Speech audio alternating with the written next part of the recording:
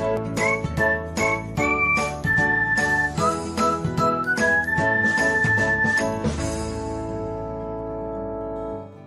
everyone, welcome back to another episode of Technologyglance.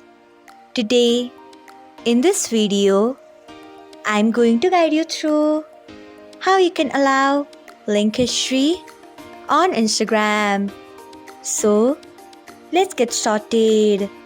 Firstly, open Instagram app in your device. Then tap on profile icon.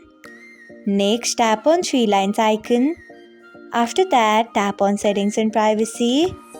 Then scroll until you find website permissions. Next, tap on it. After that, tap on browser settings. Next, you can see the option of allow link history. Turn on it by tapping on it. Next, tap on allow.